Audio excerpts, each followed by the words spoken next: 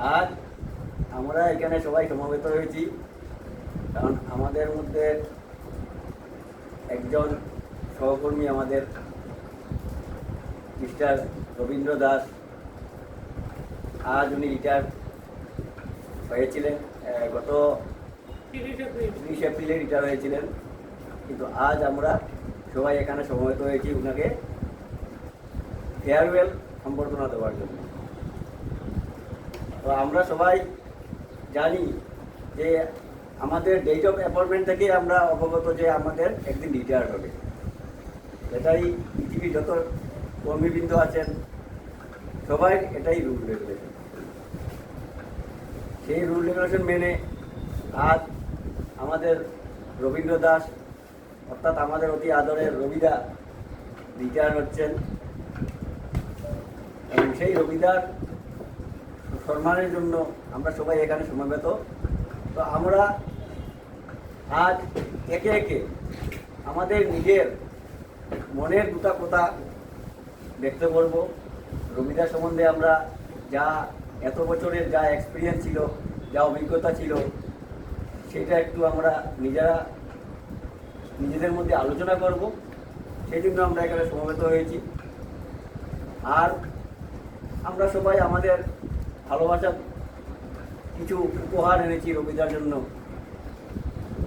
এবং কিছু সুভেনিয়ার আছে, সেগুলো আমরা ওনাকে প্রদান করব।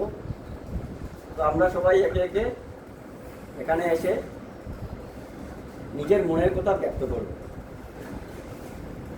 তো আর প্রথমে আমি আহ্বান জানাচ্ছি আমাদের সেকেন্ড অ্যাসিস্ট্যান্ট মহোদয়াকে।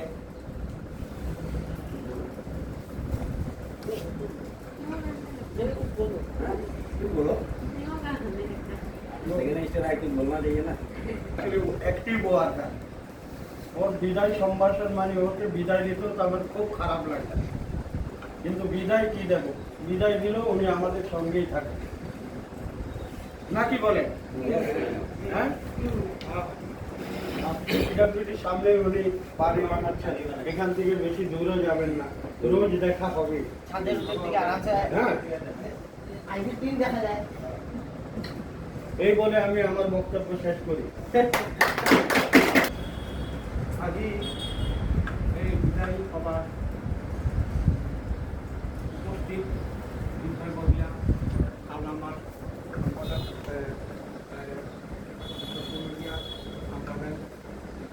দাদা আমি ইয়াত উপস্থিত কৰ্মচাৰী ভাই ভণ্টিসকল সকলোকে মোৰ নমস্কাৰ।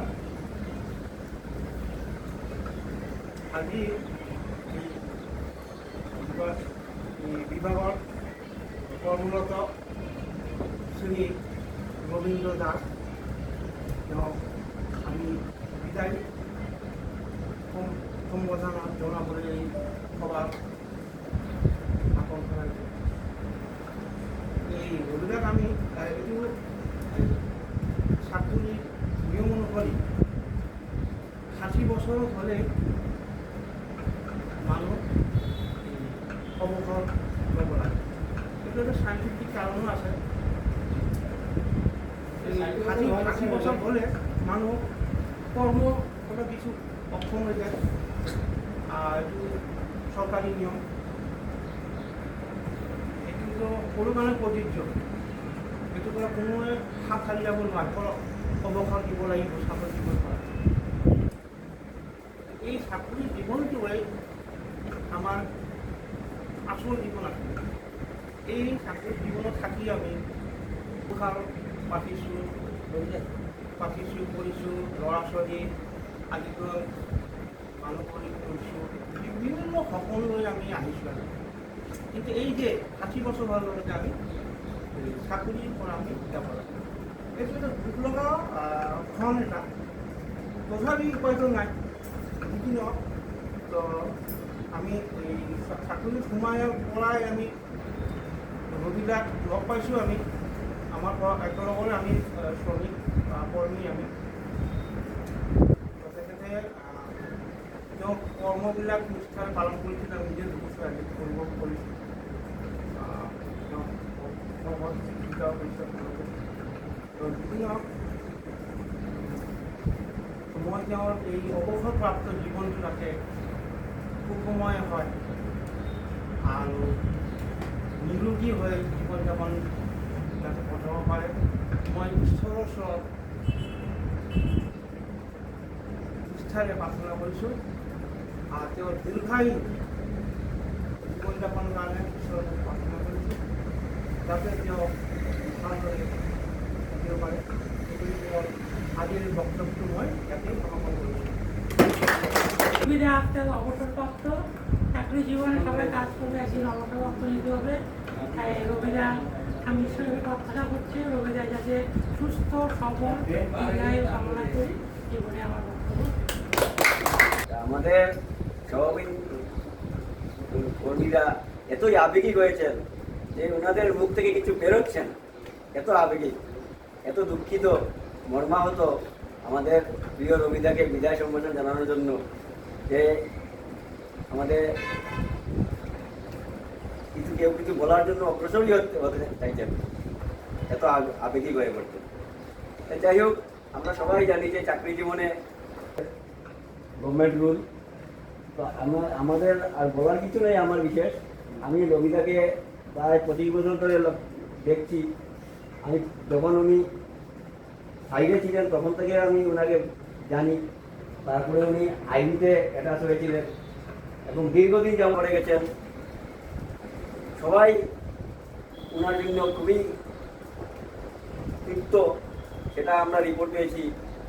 আজকে রবিদা যে রিটায়ার হয়েছেন সেটা শুনে আমাদের এই ডিপার্টমেন্টের বড় বড় অফিসাররা, superintendent engineer, executive engineer, retired secretary, retired commissioner, এইরকম র্যাঙ্কের অফিসাররাও খুবই দুঃখিত হয়েছেন, মর্মাহত হয়েছে যে আজকে রবিদা রিটায়ার হয়ে যাচ্ছে।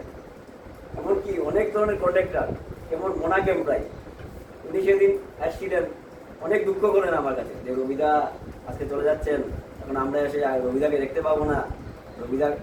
উনি রবিদার কথা অনেকবার অনেক প্রশংসার কথা বলছেন, রবিদা থাকলে এই হতো, রবিদা থাকলে সেই হতো। তো রবিদার আসল পরিচয় পাওয়া যায় সেই আইবি ভিজিটারদের কাছে। ওনারা যে একান্ত ঐকান্তিকভাবে সেবা পেয়েছেন রবিদার থেকে, সেটা ওনারা সারা জীবনই বলবেন। তো সেটাই রবিদার সার্থকতা। তো এই জন্য আমি রবিদার সম্বন্ধে আর কি বলবো। তো আমি রবিদাকে কিছু সংবাসন দেওয়ার জন্য উপঢৌকন, যা আমরা নিজেরাই সবাই মিলে ব্যবস্থা করেছি, সেটা দেওয়ার জন্য আমি প্রথম শ্রী কামাখ্যা দাসকে